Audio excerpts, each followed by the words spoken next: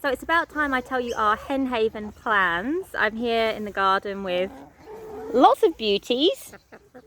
Even Levi's not attacking me today, which is great. And things, you might be wondering how things are progressing as far as Project Hen Haven, which is our effort to secure a permanent location for the Hen Haven. Well, we never did reach $150,000 goal, but we got pretty close to 100,000, which is amazing. Unfortunately not enough, especially with the market absolutely booming as far as house prices, especially in rural areas. We are kind of priced out of the market, and we also were evicted from our house, which I'm still in, but we'll be leaving soon. So we were in a bit of a pickle. So we've come to a compromise, and we will be moving to a rental property in Berrima in the Southern Highlands in the next month or so. So how is this different from just renting again and getting into the same situation? Well, this lady, who's actually one of our hen and rooster adopters, she's a very lovely lady, she approached us. So it's not the usual situation with a landlord where we have to hide the animals. I've given her a full list of all the animals we have, including who's inside the house, and she is fine with that.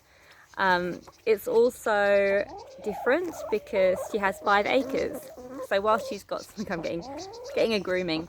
So whilst she has her own rescued cats and chickens on there, there's still a lot of space for these beautiful girls. So that's very different from our previous rentals where we've just been in like having a nice big garden, but that's it. And there's a number of other massive benefits, such as very cheap rent, and the fact that it's an hour and 40 minutes from Sydney is actually closer than we thought we'd get. So I think that there are plenty of benefits. The other thing is we'll be able to construct permanent enclosures. So we'll be able to, it is an area with foxes, so we have to be very careful. We can't have, don't pet me too hard, Jen. We have to be super careful with that. So we're going to be getting planning permission and constructing a hen haven. So whilst this may not be something we own, it is long term.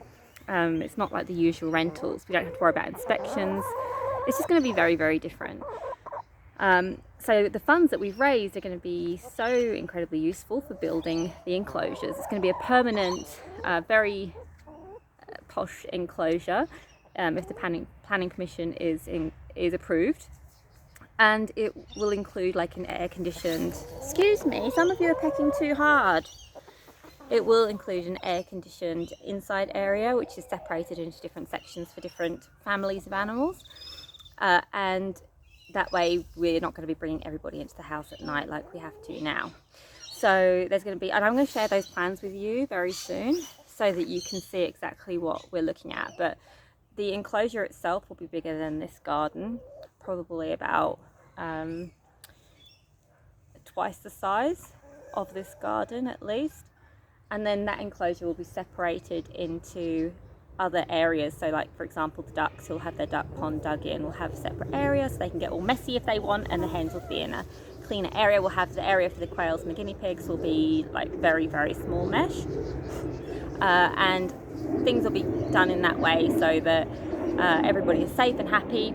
The one for the girls who are currently in this garden, as well as any other permanent girls who don't have disabilities, is going to be called the jungle enclosure. We're going to make it as jungly and fun as possible for them because they do originate from red jungle fowl, and they just love that kind of bushy experience. So there's a huge amount of work to do, quite a lot of expense with the enclosures. We're going to make everything so whilst it's pretty permanent, it's also movable for the future.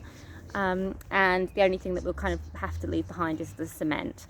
So there's a lot of stuff coming up. I'll be covering it in stories on Instagram, and yeah, hopefully you can come along and watch as things get built. At first we'll have to build temporary enclosures until the planning permission gets approved. So they're not going to be as fancy, but then once that's approved we'll really be able to make something that that is just amazing for the animals, that gives us a lovely space for the animals we're caring for now, but also gives us space to rescue and foster more girls. So watch this space, and I will fill you in as things progress. And thank you to everyone who supported us to get this far.